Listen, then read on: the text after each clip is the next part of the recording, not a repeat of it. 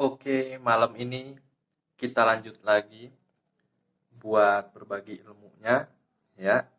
Dan bagusnya supaya dapat gambaran utuh tentang materi yang kita sampaikan ya, penonton semua, penyimak semua, bagusnya nonton dari seri pertama ya. Begitu juga nanti di video berikutnya ya, bagusnya nonton dari pertama supaya dapat gambaran utuh, supaya dapat ilmunya itu enggak setengah-setengah ya.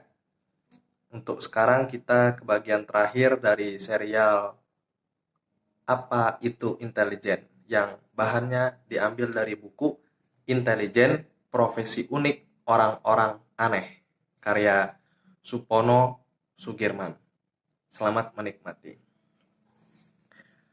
Berbeda halnya seandainya dibiarkan secara alami di bawah pantauan tertutup intelijen, maka indikasi awal atau gejala awal tersebut akan berkembang menjadi kumal, warna hitam, atau lainnya. Artinya, indikasi awal atau gejala awal yang ditemukan oleh intelijen memang ada maknanya, sudah berkembang menjadi ada bukti awal untuk dapat diproses lebih lanjut oleh aparat hukum. Tetapi, meski terdapat berbagai pembatasan terhadap upaya intelijen dalam menemukan indikasi awal atau gejala awal, tidak boleh dijadikan alasan pembenaran bagi intelijen untuk tidak berhasil dalam melaksanakan tugas deteksi dini.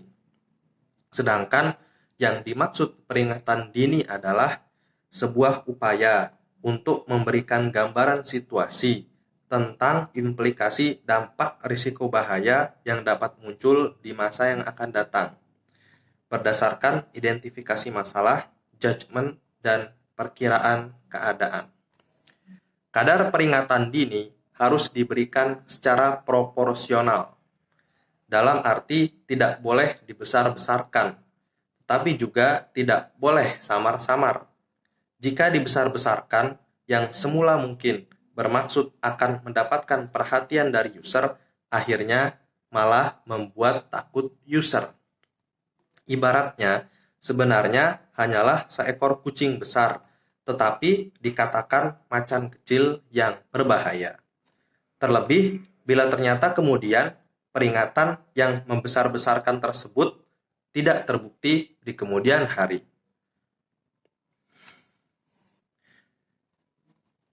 Dapat membuat peringatan, ya, hal itu yang dibesar-besarkan tadi dapat membuat peringatan yang diberikan oleh intelijen lain kali dianggap mengada-ada. Sebaliknya, bila peringatan yang diberikan hanya secara samar-samar, mungkin maksudnya agar user tidak menjadi cemas. Maka peringatan tersebut bisa menjadi malah tidak jelas dan tujuan menyampaikannya tidak tercapai. Bila di kemudian hari peringatan yang diberikan oleh intelijen itu tidak mendapat tanggapan yang diharapkan dari usernya, ya, maka apapun alasannya, yang salah adalah petugas intelijennya karena tidak berhasil meyakinkan user. Oleh karena itu, ketika memberikan peringatan, sebaiknya sekaligus juga diberikan kadar ancaman atau yang lebih dikenal dengan istilah dampak. Sejauh mana ancaman tersebut pengaruhnya terhadap kepentingan dan keamanan nasional. Dalam hal ini, menurut teori Robert atau dikenal dengan Robert Ring, terdapat 4 tingkat atau kadar ancaman, yaitu kecil, sedang, besar, dan besar sekali.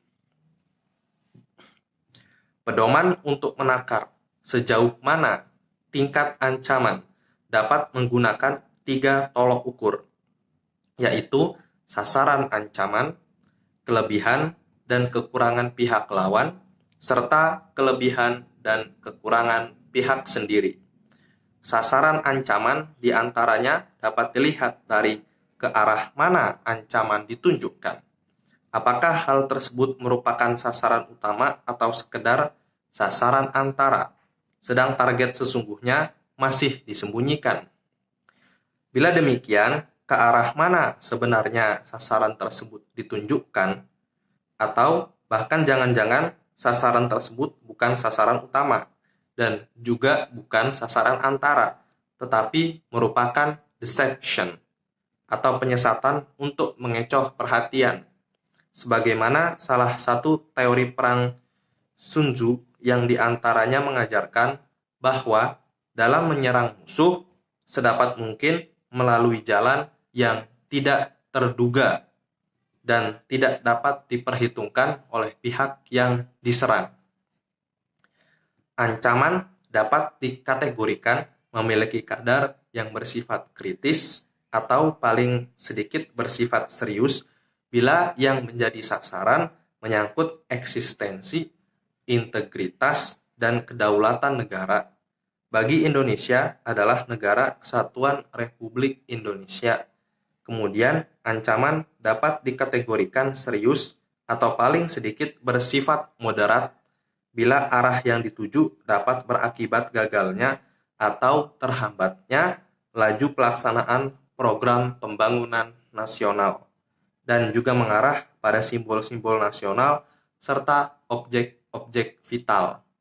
Selanjutnya, pada tataran yang lebih rendah, yakni kadar ancaman yang bersifat moderat atau setidaknya yang bersifat minor adalah jika ancaman tersebut mengarah pada perangkat yang lebih rendah lagi, seperti infrastruktur di daerah maupun program-program daerah. Dalam hal korupsi, meskipun motivasinya dapat saja sekedar memperkaya diri sendiri, tetapi dampaknya suatu ketika dapat melemahkan, bahkan merobohkan sendi bernegara. Oleh karena itu, perbuatan ini sedikitnya dapat digolongkan sebagai ancaman yang bersifat serius atau bahkan sangat serius. Tolok ukur yang kedua dan yang ketiga, yaitu kekuatan dan kelemahan lawan, serta kekuatan dan kelemahan diri sendiri, mendorong lembaga intelijen untuk senantiasa berusaha menghimpun data mengenai hal terkait kekuatan dan kelemahan tersebut.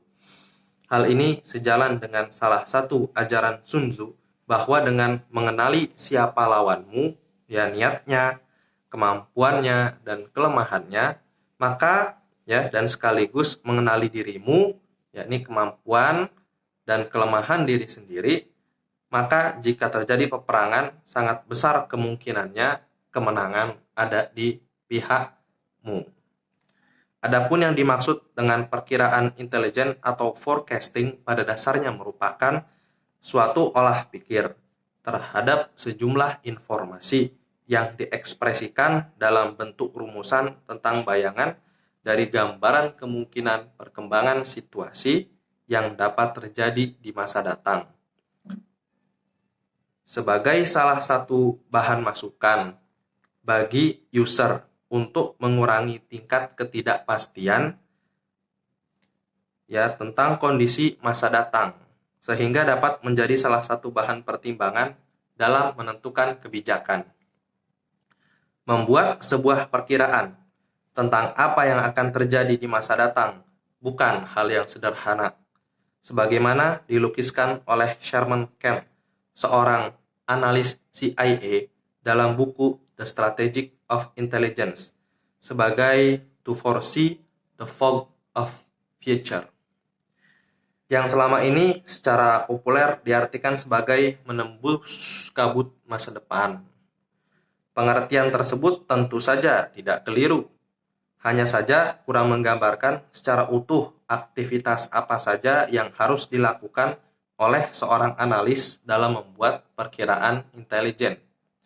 Mengingat segala sesuatu di dunia ini tidak berdiri sendiri, tetapi senantiasa terdapat keterkaitan antara satu hal dengan hal yang lain, atau antara waktu yang sudah lewat dengan masa kini, bahkan dengan apa yang terjadi di masa datang. Maka sejatinya apa yang dilakukan oleh seorang analis dalam proses to foresee the fog of future tidak sekedar berarti menembus masa depan, tetapi lebih dari itu, ya, sekaligus menembus 3 dimensi waktu, yaitu menguak masa lalu dan menyingkap tabir masa kini dan memperkirakan hal yang mungkin terjadi di masa depan. Dari pemaknaan terhadap upaya to foresee the fog of future tersebut tergambar sebenarnya betapa tidak mudah menjadi seorang analis dalam merumuskan sebuah perkiraan intelijen. Jangankan menguak misteri masa lalu yang dokumen maupun saksinya mungkin sudah sulit ditemukan. Menyingkap tabir teka-teki masa kini yang relatif masih segar pun terbukti susah, apalagi merumuskan kemungkinan kondisi masa datang. Oleh karena itu, merumuskan perkiraan keadaan intelijen tidak boleh asal-asalan.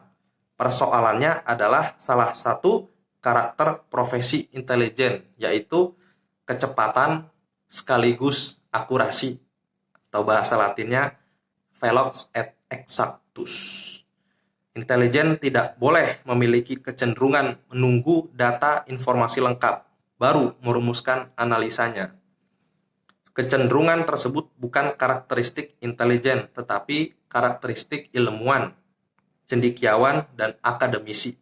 Bila analis intelijen memiliki kebiasaan menunggu kelengkapan data, maka akan seringkali mengalami hal yang mendadak atau yang oleh masyarakat disebut sebagai intelijen telah kecolongan. Meski harus cepat, tetapi karena juga harus tinggi akurasinya, maka dalam merumuskan perkiraan keadaan, intelijen perlu didukung dengan teknik dan metode analisa yang menggunakan kaidah-kaidah ilmiah tapi praktis. Dengan memahami pengertian intelijen yang menggunakan berbagai pendekatan di atas, termasuk 7 pengertian dari berbagai ahli dari luar negeri yang dihimpun oleh Michael Warner, Washington Platt, Sherman Kent, Sun Tzu, maupun para praktisi sekaligus pemikir dan penulis dari dalam negeri seperti Yono Hatmojo, Wahyu Saronto, A.A. Kustia, bila digabung ke dalam satu pengertian intelijen, ya, bila kita memeras materi bab ini, ya, intelijen lebih kurang dapat dirumuskan sebagai berikut. Intelijen adalah proses kegiatan menghimpun bahan keterangan yang diperlukan, menganalisis bahan keterangan yang relevan, dan melaksanakan jasa-jasa khusus lainnya termasuk pengamanan dan penggalangan sesuai perintah user dengan menggunakan cara, metode, kaidah, dan etika yang sesuai dan disepakati, serta pengamanan pelaksanaan kegiatan tersebut dalam rangka memenuhi kebutuhan pengguna sebagai bahan pertimbangan proses pengambilan keputusan. Ya, itu adalah definisi intelijen menurut Supono Sugirman yang beliau dapatkan dari menghimpun banyak pendapat para ahli sebelumnya. Dari pengertian tersebut, diharapkan sudah mencakup baik pendekatan material, yaitu intelijen sebagai kegiatan, organisasi, dan pengetahuan, pendekatan fungsi, yaitu aspek penyelidikan, pengamanan, dan penggalangan, maupun pendekatan tugas, yaitu deteksi dini, peringatan dini, dan perkiraan yang dilengkapi dengan solusi.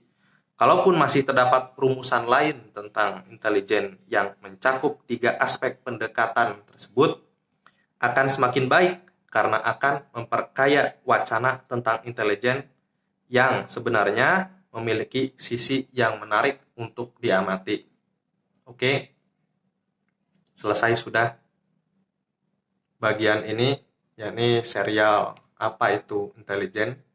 Ya, bagusnya serial ini disimak dari video nomor 1 supaya ilmunya utuh. Ya, sampai ketemu di video berikutnya. Semoga bermanfaat. Wassalam.